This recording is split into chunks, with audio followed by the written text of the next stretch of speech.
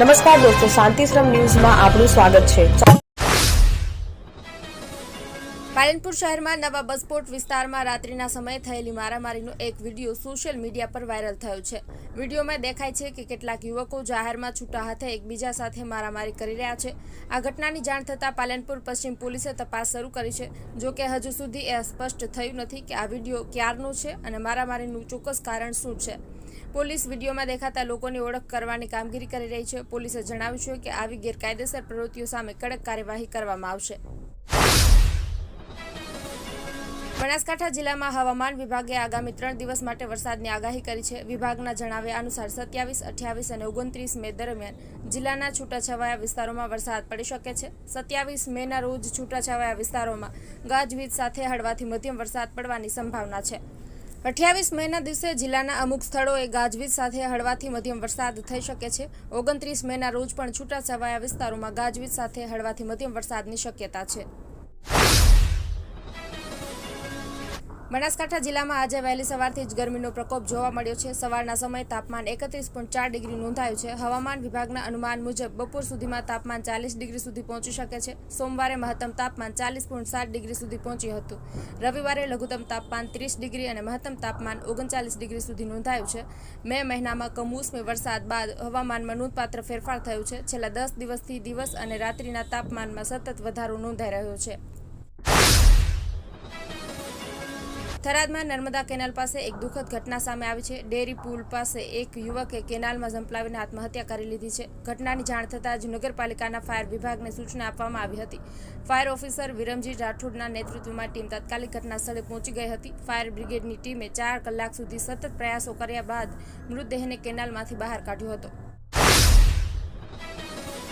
દિયોદર પંથકમાં શિક્ષણનું અનેરું ધામ એટલે Shri Tapasvi college of nursing તેમજ શ્રી તપસ્વી આર્ટ્સ કોલેજ, જ્યાં છે સંપૂર્ણ AC, CCTV, wifi, digitally updated campus, BSc nursing સહિતના અનેક કોર્સમાં આજે જ પ્રવેશ માટે સંપર્ક કરો। Tapasvi college of nursing, Deodar.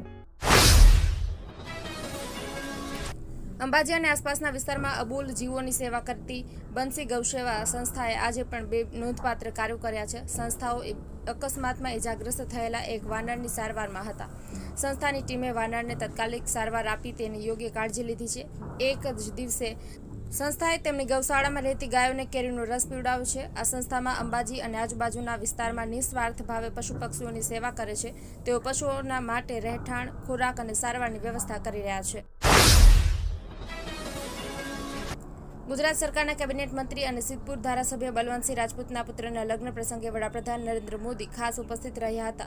તેમણે નવદંપતીને આશીર્વાદ આપ્યા હતા। મંત્રી બલવંતસિંહ રાજપૂતે આમંત્રણ આપ્યું હતું। વડાપ્રધાને તેમના આમંત્રણને સ્વીકારીને લગ્નના સત્કાર સમારંભમાં હાજરી આપી હતી।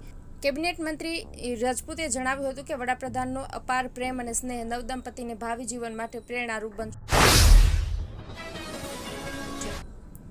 સાંતલપુર તાલુકામાં છેલ્લા 36 કલાકથી વીજ પુરવઠો ખોરવાઈ ગયો હતો। પીપળાદ સહિત અનેક ગામોમાં વીજ પુરવઠો બંધ હોવાથી લોકો ભારે મુશ્કેલીનો સામનો કરી રહ્યા છે।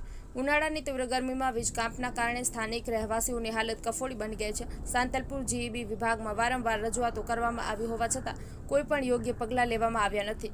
વીજ કર્મચારીઓની અછતને કારણે રિપેરિંગ પણ કામ કરવામાં સમયસર થતું નથી। આ સમસ્યાને લઈને તાલુકાના અનેક ગામોમાં વીજ પુરવઠાની અનિયમિતતા સર્જાય છે। સ્થાનિક વહીવટીતંત્ર દ્વારા આ સમસ્યાને નિરાકરણ માટે કોઈ નક્કર પગલાં લેવામાં આવ્યા નથી, જેના કારણે લોકોમાં રોષ જોવા મળી રહ્યો છે। ખેડૂતોને પ્રાકૃતિક ખેતી, નેનો ટેકનોલોજી અને સરકારની યોજનાઓ વિશે માહિતગાર કરાયા છે। આગામી 5 જૂન 2025ના વિશ્વ પર્યાવરણ દિવસ પૂર્વે બનાસકાંઠા જિલ્લાના ડીસા તાલુકાના રસાણા ખાતે જિલ્લા ખેતીવાડી વિભાગના ઉપક્રમે ખેડૂત માર્ગદર્શન શિબિર કાર્યક્રમનું આયોજન કરવામાં આવ્યું હતું। આ કાર્યક્રમનો મુખ્ય ઉદ્દેશ્ય ખેડૂતોને પર્યાવરણીય દ્રષ્ટિકોણને અનુરૂપ ખેતી પદ્ધતિઓ વિશે જાગૃત કરવાનો હતો।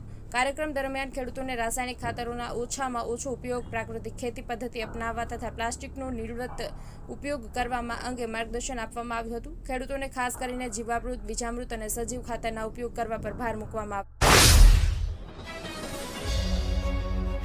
ઉત્તર ગુજરાતનો એકમાત્ર multi city mall happy mall જે આવેલ છે જિલ્લાના વેપારી મથકો દિયોદર, ભાભર, રાધનપુર, વારાહી અને થરાદમાં। જ્યાં મળશે આપને વ્યાજબી દરે જીવન જરૂરિયાતની તમામ વસ્તુઓ તેમજ કપડાં, ગિફ્ટ આર્ટિકલ, પ્લાસ્ટિકની તમામ સામગ્રી, ક્રોકરી અને બીજું ઘણું બધું વધારે.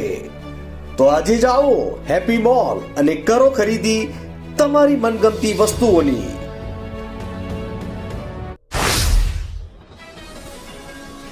હવામાન વિભાગે 1 જૂન સુધી રાજ્યમાં છૂટાછવાયા સ્થળે વરસાદની આગાહી કરી છે. આજે 27 મે મોટા ભાગના જિલ્લાઓમાં ગાજવીજ સાથે પવન સાથે છૂટાછવાયા સ્થળે વરસાદની આગાહી કરવામાં આવી છે. વરસાદની આગાહી સાથે 40 અને 50ની ઝડપે પવન ફૂંકાવાની શક્યતા છે. 28 તેમજ 29 મે 2 દિવસ સુધી ભારે વરસાદની આગાહી કરવામાં આવી છે. હારીજ પોલીસે સરવાલ હાઈવે ચોકડી પરથી ચોરીના મોબાઈલ વેચવા નીકળેલા અને એક શખ્સને ઝડપી પાડ્યો છે. આરોપી પાસેથી કુલ ₹40,000ની કિંમતના 5 એન્ડ્રોઈડ મોબાઈલ જપ્ત કરવામાં આવ્યા છે. પોલીસ અધિક્ષક VK નાઈ અને ઇન્ચાર્જ નાયબ પોલીસ અધિક્ષક પરેશ રેણુકાના માર્ગદર્શન હેઠળ પોલીસ ઇન્સ્પેક્ટર NA શાહની ટીમે કાર્યવાહી કરી હતી. પોલીસને મળેલી બાતમીના આધારે સરવાલ હાઈવે ચોકડી પરથી આરોપી ગોવિંદને પકડવામાં આવ્યો હતો.